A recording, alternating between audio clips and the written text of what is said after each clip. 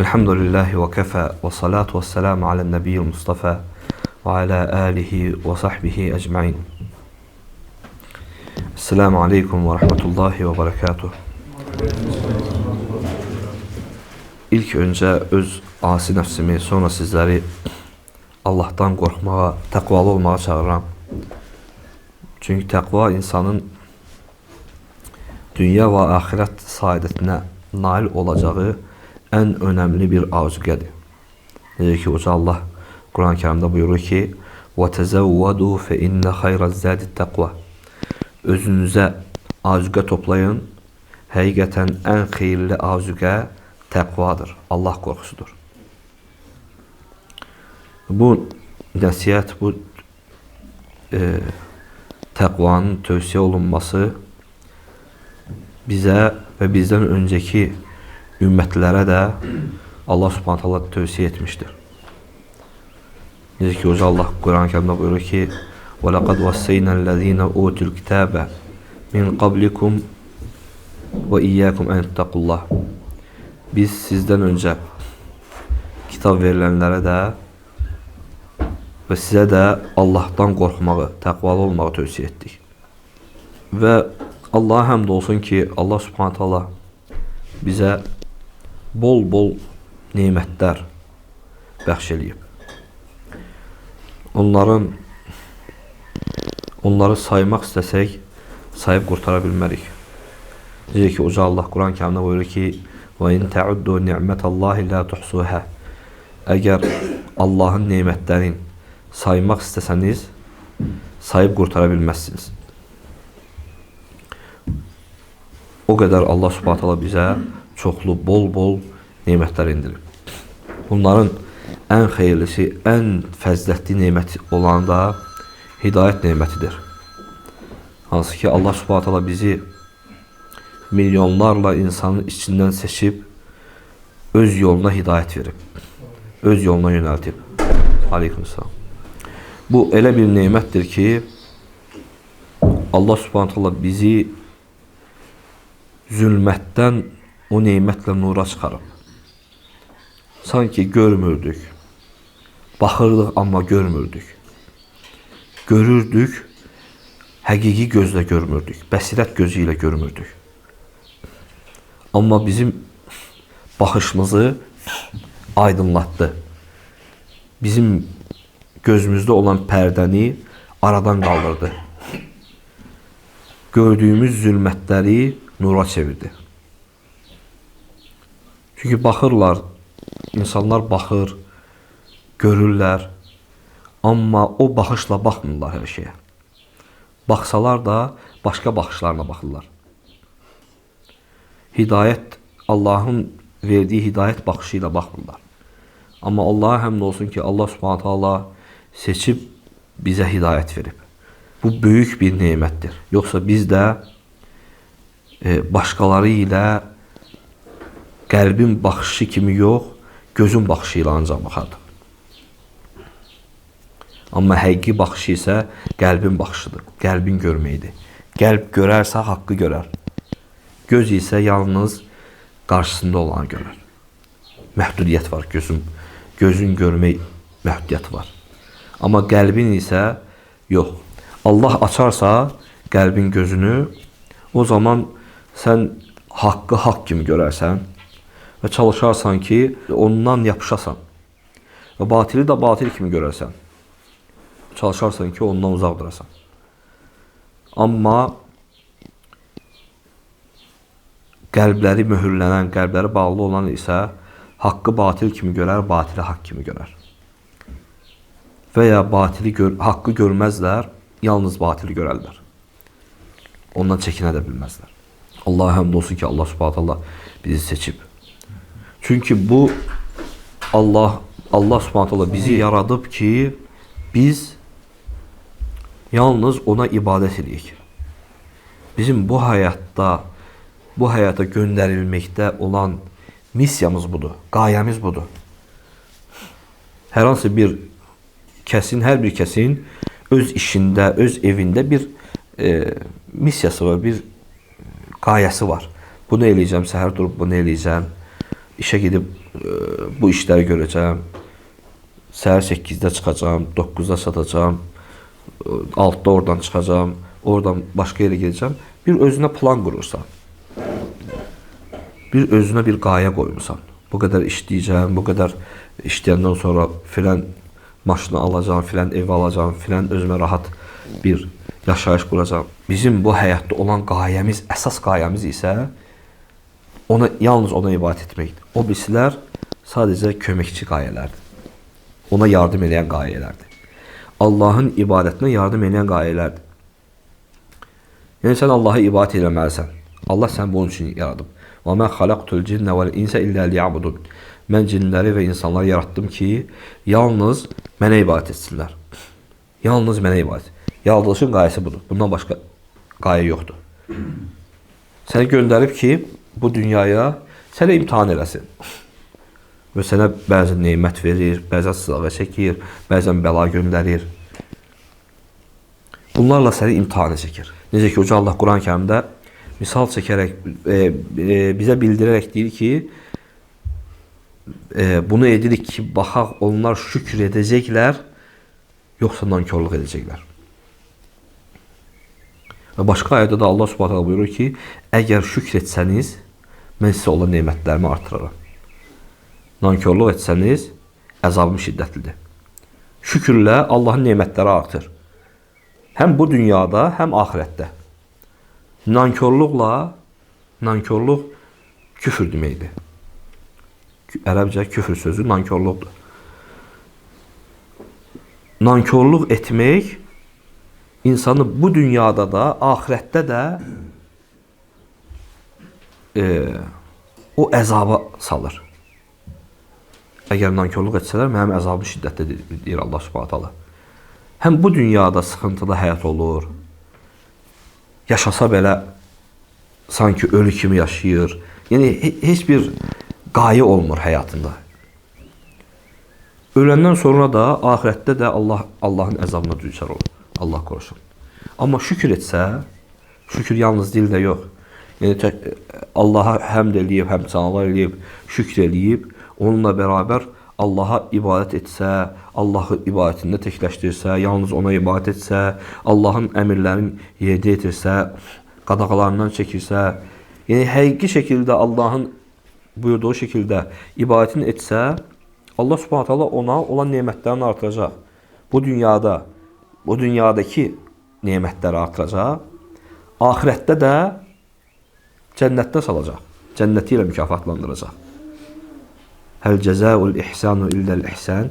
Məgər yaxşılığın mükafatı yaxşılıq deyilmi? Nə qədər Allaha qarşı yaxşılıq edəcəksən, onun qarşısında Allah Subhanahu taala tərəfindən yaxşılıq görəcəksən. Bəli, ola bilər. Allah Subhanahu taala sənin imanını yoxlamaq üçün, sənin Allaha qarşı sadiq olmağı yoxlamaq üçün sənə sınaqlar göndərə bilər, imtahanlar göndərə bilər. Necə ki, ən böyük sınaqlar, ən böyük imtihanlar Peyğəmbərlərin başına gəlmişdi. Allahın ən sevimli bəndəsi idi. Buna görə də hədisdə gəlib ki, Allah bir qulunu sevərsə, onu imtihana çəkər. İmtihanı çəkirsə, Allah Subhanahu taala səni hər hansı bir sınaqla, deməli Allah Subhanahu taala səni sevir. Necə ki, başqa hədisdə gəlir ki, hətta qulun barmağına batan bir tikan belə onun üçün günahlarına kəffarədir. Hətta xırda tikan belə batsa, onunla belə Allah Subhanahu taala səni sınağa çəkir və onunla səni təmizləyir. Allah bilir, siz bilmirsiniz. Biz ola bilsin nankörlük eləyə bilərik və yaxud üsyan eləyə bilərik, Allah qorusun. Allaha qarşı üsyan eləyə bilərik ki, niyə görə belə oldu, niyə görə başıma bu şey gəldi, niyə görə işim alınmadı. Amma Allah Subhanahu taala onunla belə nə qədər şərləri sənin üzərindən qaldırır, sən bilmirsən. Necə ki, Allah Subhanahu taala Quran-ı Kərimdə buyurur ki, sizin xoşunuza gələn elə şeylər var ki, o sizin ziyanınızadır. Sizin xoşlamadığınız elə məsələlər var ki, o sizin xeyrinizədir. Allah bilir, siz bilmirsiniz. Allah Subhanahu taala bilir.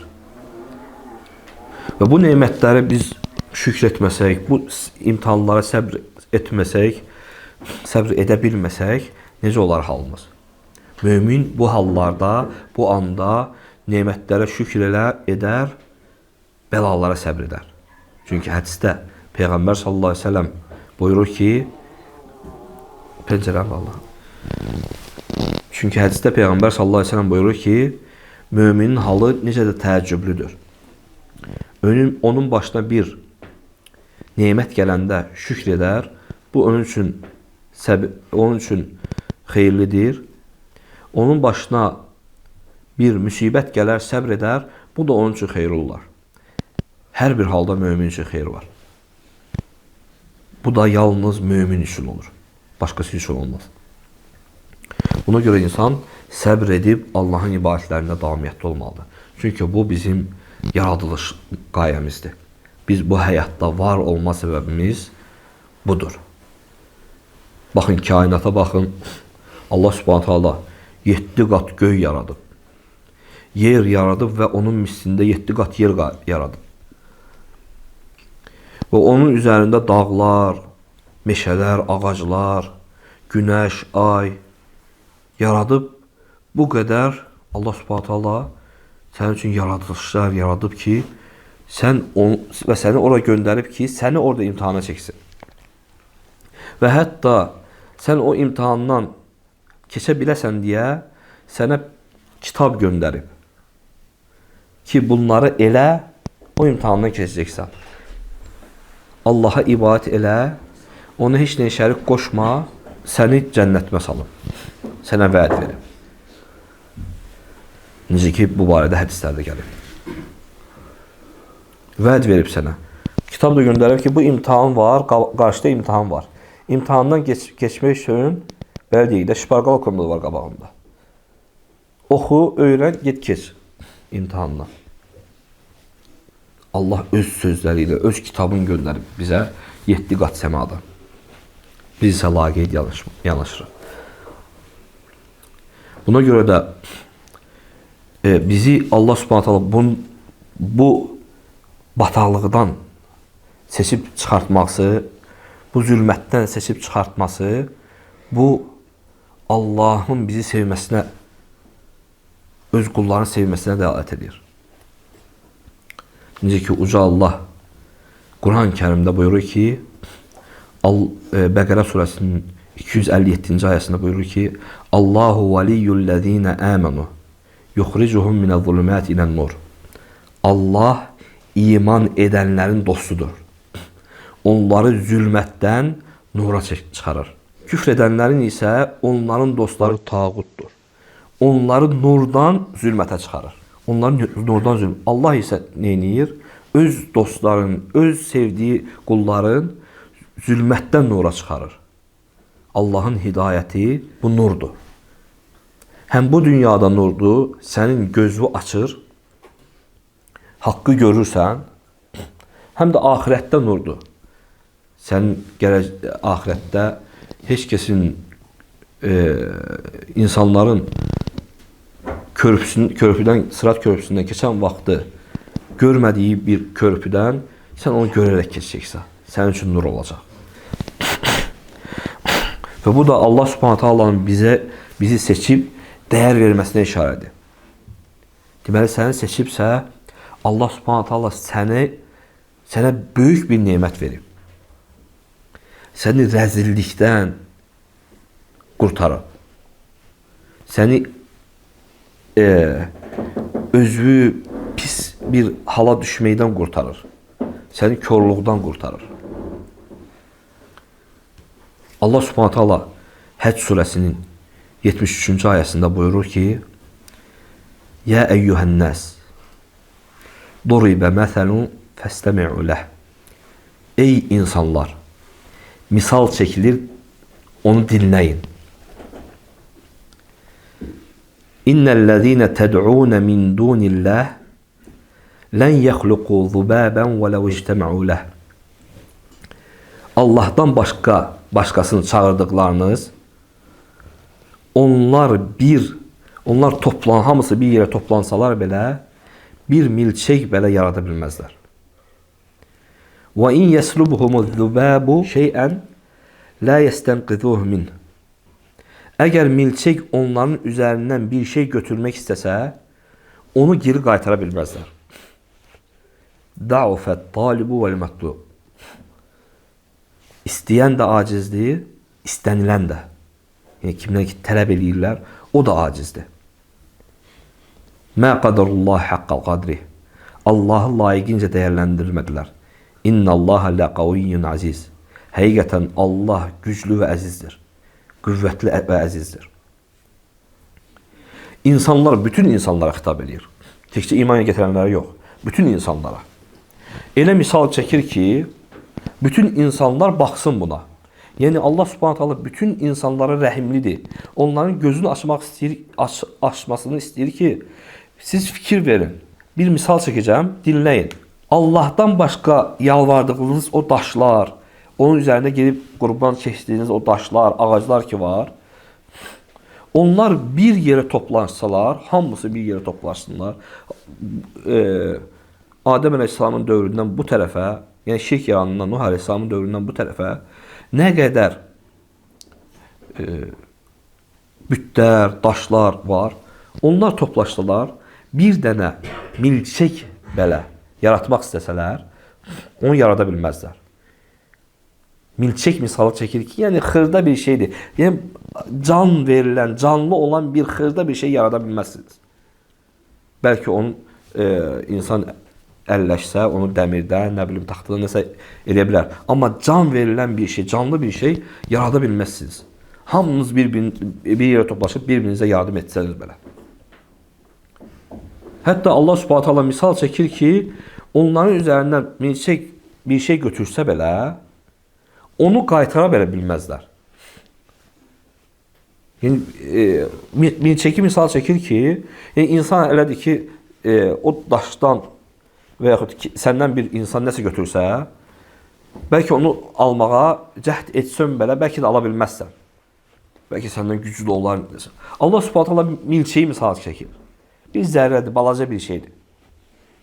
O balaca bir şey nədir? Biz bir dənə vurmaqla ölür. Onun belə o daşların üzərindən nəsə götürsə, onu belə geri qaytarmağa qadir deyirlər. Yəni insanların aciz, rəzil olduğunu göstərir ki, siz necə də aciz insanlarsınız ki, bu qədər kiçik bir şeydən, kiçik bir şey, zərər verə bilən bir şeydən, üstünü bulaşdıran bir şeydən mədəd istəyir, kömək elə deyirsiniz. O özü-özünə yardım edə bilmir. Şəfa ver deyirsiniz, özü-özünə şəfa verə bilmir. Ölüb gedib onun altında yatan insan və yaxud kimsə. İndi heyvanlar çıxarıblar. Filan heyvan ölmüşdü, filan kəsin atı ölmüşdü deyir. Burada, ona görə burada pir eləmişik. Atdan mədəd istəyirlər. Subhanallah. Gör insan nə qədər zəif, rəzil insandır ki, Allah Subhanahu onlara misal çəkir ki, ayılında səni bu rəzillikdən qurtarmaq istəyirik. Allahdan başqasına ibadət eləmək, Allaha şirk qoşmaq, bu özü rəzillikdir. İnnə şirkə lə zulmun azim. Allah Subhanahu Quran-Kərimdə buyurur. Həqiqətən şirk böyük zülümdür. Bu Allaha qarşı olan böyük zülümdür. Çünki Allah Subhanahu səni yaratdığı halda sən ona nəyisə şərik qoşursan. Allah səni yaradıb, amma sən gəlib başqasından istəyirsən.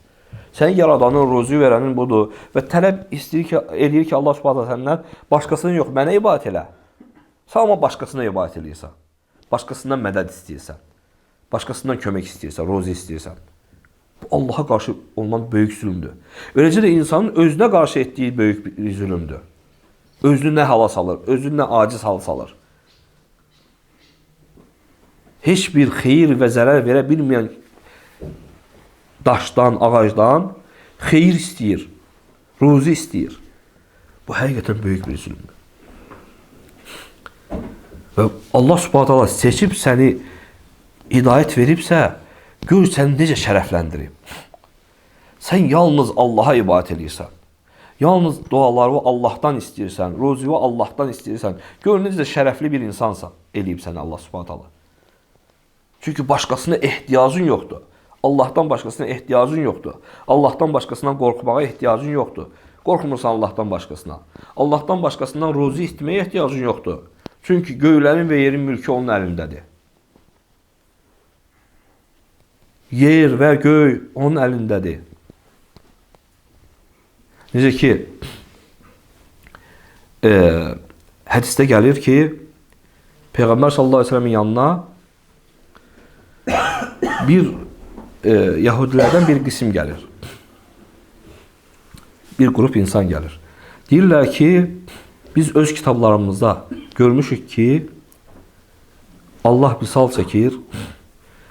Deyir, Allah qiyamət günü göyləri bir barmağında, yeri bir barmağında, ağacları bir barmağında, suyu və torpağı bir barmağında və başqa məxluqatları bir barmağında toplayar. Və deyər ki, mənəm məlik, məliklərin məliki mənəm, şahların şahı mənəm. Və Peyğəmbər sallallahu aleyhi ve sellem o zaman gülür, gülümsəyir. Onun dediyini təsdiqləyərək və bu sözə təəccüb olaraq. Onların kitabında olsa belə söz haqdır. Və Peyğəmbər sallallahu aleyhi ve sellem bu ayəni oxuyur. Mə qadarullahi haqqa qadrih vəl ərdu cəmiən qabdatuhu yevməl qiyamə və səməvatu mətuyyantum biyəminih. Onlar Allahı layiqincə dəyərləndirmədilər. Yer bütünlüklə Allahın əlində olacaq. Və göylər hamısı Allahın yanında bükülü halda olacaq. Subhanallah. Qiyamət günü. Onlar Allahı layiqi dəyərləndirmədilər. Allahı layiqincə tanımadılar, düzgün tanımadılar. Çünki Allahı tanısaydılar, düzgün tanısaydılar, Allahın əzəmətin, qüdrətin, mülkün, varın bilsəydilər, Allahdan başqasına niyə dua etsinlər ki? Ruzi verən Allahdırsa, niyə görə kiminsə yanına ruzi diləməyə getsinlər ki? Ruzi istəməyə, Allahdan başqasına niyə görə ruzi istəsinlər? İşləri idarə edən Allahdırsa, niyə görə başqasının yanına gedib işlərimi idarə elə? Şəfa verən Allahdırsa, niyə görə ki başqasının yanına gedib şəfa istəsinlər? Tanımadılar Allah, layiqincə dəyərləndirmədilər Allah. Allahın haqqını vermədilər. Halbuki Allah Subhanahu taalanın əlində yerlərin və göyün, bütün məxluqatın hamısı Allahın əlində olacaq. Qiyamət günü. O qədər Allah Subhanahu taala əzəmətli və böyükdür. Amma bizi azdıran şeytan çalışır ki, səni Allahın yolundan yönəltsin başqa yerə. Allahın dostları, Allah onları, necə ki bayaq qeyd elədik, zülmətdən nura çıxarır. Şeytan isə nə edir? İnsanları nurdan zülmətə aparır. Çünki şeytan, Allah Subhanahu taala şeytanı qovandan sonra, cənnətdən qovandan sonra Allahdan möhlət istəyir. Allah Subhanahu taala ona möhlət verir qiyamət gününə kimi. Və şeytan deyir ki, فَبِعِزَّتِكَ لَأُغْوِيَنَّهُمْ أَجْمَعِينَ Sənin izzətvə and olsun ki, mən onların hamısını azdıracağam.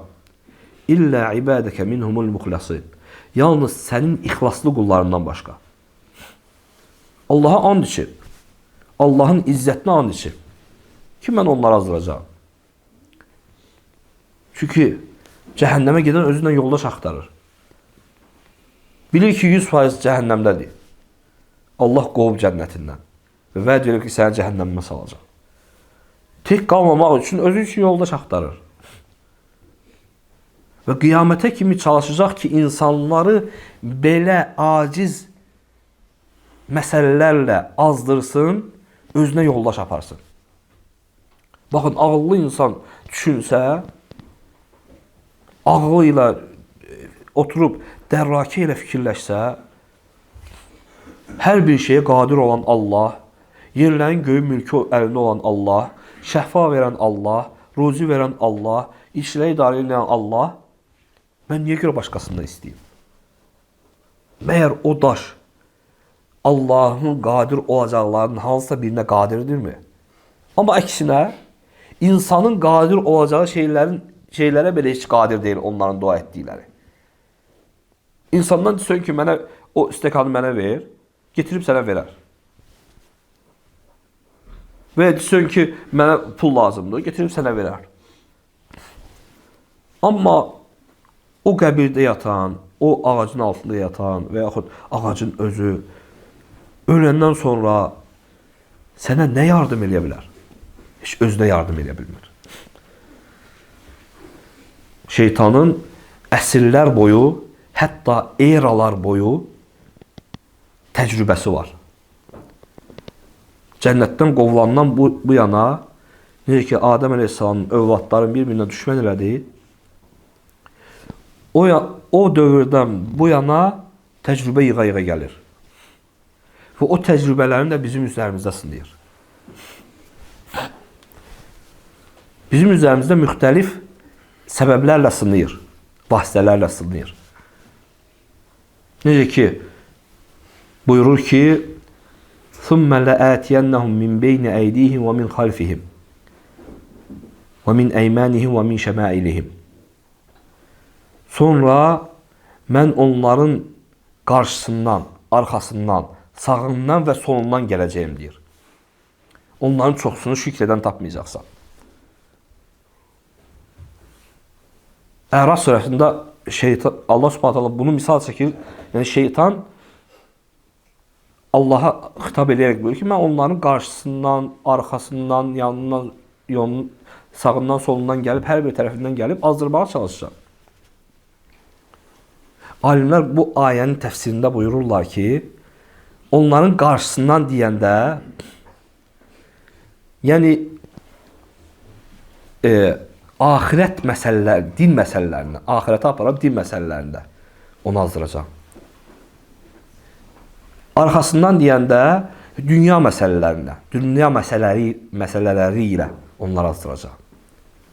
Mal, mülk, iş, güc. Sağından deyəndə, yəni onların dininə şübhə salmaqla azdıracaq. Solundan deyəndə isə onları şəhvətlərlə azdıracaq. Görürsən, çünki əsrlər boyu, eralar boyu təcrübəsi var. Bilir ki, insan, yəni gəlib yaxınlaşır insana, görür ki, bu insan dinin yaşayandır. Ona birinci vəsvəsə verir şəhvətlərlə. Görür ki, bu qadınlardan uzaq durur, özünü harama salmır, Quran ayələrinə riayət edir. Deyir, heç olmasa bax, bir dəfə baxmaqla heç nə olmaz. Hədis də gəlib ki, bir baxış olar, belə şübhələr sayılır. Yəni, bir dəfə fırlanıb baxsa, üzün çevirsə orada, artıq beyin onun şəklini çəkib. Ona beynində fırlatacaq və çalışacaq ki, yenə də baxsın. Çünki bilir ki, bu olsa baxmayacaq ona, amma az da olsa, bir göz qırpından da olsa baxmağa yönəltir. Və ya görür ki, bu ona da baxmır. Mümkün deyil bu qadın fitnəsindən azdırsın. Dünya qalır qıraqda. Başlayır dinində şübhələr salmağa. Şəhvətlə yanaşa bilməyib, şübhə ilə yanaşır. Gəlir, deyir ki, sən dəstəmaz alanda buranı yaxşı yumadın. Dirseyin qaldı.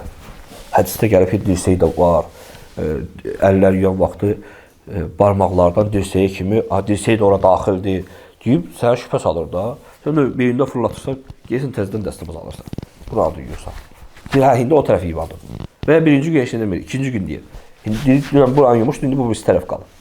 Gəlsin o birisi tərəfi təzdən dəstəmaz alırsan. Sonra sabahsı gün dəstəmaz alandan sonra deyir, ayaqlara düzgün məs çəkmədin. Belə-belə vəsvəsələr verir. Çalışır ki, səni özünə tabe etdirsin. Səni özünə alət edəndən sonra səni asandır. Sonra gəlib deyir, namaza başlayan vaxtı təkbiri düz gətirmədin. Biraz göyə qaldır, çox qaldırdın, ikinci dəfə təzdən. Görürsən, bir adam görürsən ki, namaza başlayan vaxtı bir namaza başlayır, 5-6 dəfə təkbir getirir. Vəsvəsə verir. Sonra yavaş-yavaş deyir ki, səcdəyə düz getmədən təzədən çıxır namaza, təzədən başlayır namaza girir. Sonra çıxır təzədən girir. Sonra axırda nə edir? Axırda deyir, belə namaz qılmaq olar. Bundansa qılmasın daha yaxşıdır. Namazı da tərk edir, çıxır gedir. Çünki təcrübəsi var. Bilir ki, necə yaxınlaşmaq lazımdır. Sən dindən yapışan adamsa, bilirsən ki, hər şey dəqiq eləmək lazımdır, boşluq buraxmaq lazımdır, səni onunla azdırır. Əksinə, sən şeytan vəsvəsinə uymalı deyildin. Vəsvəsə verir, hər iş də olmaz. Mən yumuşam, mən elə bilirəm ki, yumuşam. Hətta ona tabi olmadığıma görə, hətta yumasan belə Allah Subhanahu sənə bağışlayar. Çünki sən şeytana tabi olmadı, vəsvəsəyə tabi olmadı. Bəzən görürsən, onda da səni azdıra bilmir. Adi xırda şeylərdən, evdən çıxmısan, deyir, evdə qaz açıq qoymusan. Bir qayıt. 1 kilometr o tərəfə gəlirsən, təzədən fırlanırsa, gəlirsən, qaza baxsan, bağlıdır ki, çıxıb təzə gəlirsən. Sonra qapını bağlamadın. Qayıt, səni özünə tabi eləmək istəyir. Çünki and içib ki, Rəbbin izzətinə and içib ki, onları azdıracağım. Tabi elətdirir, sonra başlayır səninlə oynamağa. Şübhələrlə başlayır oynamağa. Bunlarla da bacarmasa, başlayır sənə dində şübhələr saymağa. Bu məsələdə belədir, bu məsələdə alimlər səhv ediblər, bu məsələdə düz başa düşməyiblər, belə eləmək lazımdır. Niyə alimlər belə edirlər? Səndə din qeyrəti biraz qaldırır. Başlayır səni təkfir fitnəsinə, nə bilim, rafiziliyə, nə bilim, hər hansı bir fitnələrə salmağa. Hər bir yolla çalışır ki, səni öz dinindən yayındırsın. Allahın dinindən yayındırsın istəyir. İstəyir özü ilə bir yerdə səni cəhənnəmə aparsın. İnsan isə imanını gücləndirməli, Allahın bu yolunda doğru getməlidir. Baxmalı deyil sağa, sola. Allaha ibadət edib, baxmalıdır. Onun bir qarşısında bir yol var. Allahın dinidir. Bu yola aparan 2 nur var. Quran və sünnə. O səni aparacaq cənnət yoluna. Yoxsa sağa sola getsən, bu ixtilaflara və yaxud rüxsətlərə filan məsələdə sünnət də eləməsin olmaz. Olar, problem yoxdur. Filan səhlənkarlıq elə, filan kəsə heç nə olmaz. Çox dərinə getmə, batarsan. Amma Allahın dinidir, sən necə dərinə getmək istəmirsən. Sən fərz elə ki, bu din dənizdir. Dərinə get. Nə qədər çox dərinə getsin, o qədər böyük balıqlar əldə edəcəksən. Böyük yəni ruzi əldə edəcəksən. Nə qədər çox sən sələ ki, bu dənizdə girsən, nə qədər uzağa üssün, o qədər çox cənnətdə yerin olacaq. Din də belədir, böyük bir dindir. Sən nə qədər çox toplasan, nə qədər çox dərinə gedib, dini düzgün yaşasan, o qədər çox əldə edəcəksən. Qiyamət günü deyiləcək ki, oxu yüksəl.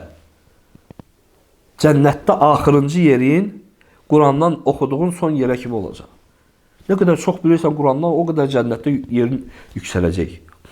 Nə qədər dini çox yaşayacaqsan, o qədər sənin yolun açılacaq, cənnətə olan yolun. Amma səhlənkarlıq eləsən, şeytan səni azdırmağa asandır.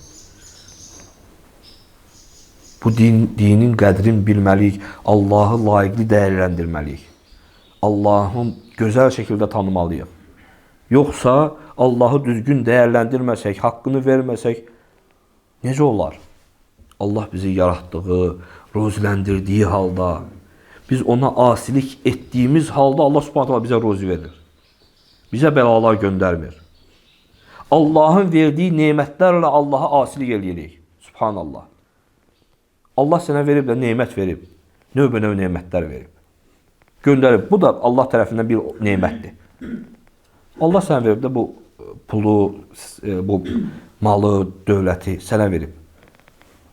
Allahın göndərdiyi bu nemətdən girib hər hansı bir pozğun şeylərə və yaxud musiqi dinləyirsə və yaxud hər hansı bir şey. Allahın verdiyi nemətlərlə Allaha qarşı çıxırsan. Görürsən, amma Allah Subhanahu hələ də möhlət verir. Hələ də möhlət verir, bəlkə qulum tövbə edər. belki uzak durar. Biz de bundan sonra bu Allah'ın mühlet verdiğinden sonra yine de asiliklerle devam etsek, hardan bilirik ki ne kadar devam edecek? Hardan bilirik ki əcəlimiz hara kimidir? Necə ki, sələflər deyərdilər ki, dünyanı üç yerə bölərdilər. Birincisi dünən idi, onu heç vaxt əldə edə bilməyəcəksən. Keçib gedib. İkincisi sabahdır, bilmirsən o günə çatacaqsan. Üçüncüsü bugündür, bax sabahın hansı əməllər aparacaqsan. Bugün çalışmaq lazımdır ki, Allah'ın dinini yaşayasan, Allah'ın qoyduğu əcəl, biz bilmirik bizim əməlimiz hara kimdir. Harada başlayıb ömrümüz harada bitəcək. Beləcə də alimlərdən biri insan həyatını su quyusunda olan bəkaraya bənzətir. Yəni su quyusunda olan o ipi yığan yumru çarx. Onun üzərində ip yığılır. Onun üzərində çoxlu ip var. Onun bir tərəfindən bir nəfər tutub dartsa, dartdıqca o dartan üçün bu ip çoxalır. Amma o bəkara deyilən o çarxın üzərində ip azalır. Dartdıqca azalır. Ömür getdikcə oradan azalır. O ipin uzunluğunu sən bilmirsən. Nə vaxt bitəcək o ip. O ömür də elədir. Dartdıqca ömründən gedir. Aleykümselam. Və heç vaxt biz keçən ömrü qaytıra bilməyəcəyik. Hətta keçən ömürdən bir anı, bir saniyəni belə geri qaytarmaq mümkün deyil. Keçdi, getdi. Buna görə Allah bizi seçibsə, bizə hidayət veribsə, bizi doğru yönəldibsə, bu nemətin qədrini layiqincə bilməliyik ki, Allahı layiqincə dəyərləndirməliyik ki, Allah Subhanahu bu neməti əlimizdə yanmasın. Nə qədər insanlar var idi ki, Allah onlara hidayət verəndən sonra onlar azdılar.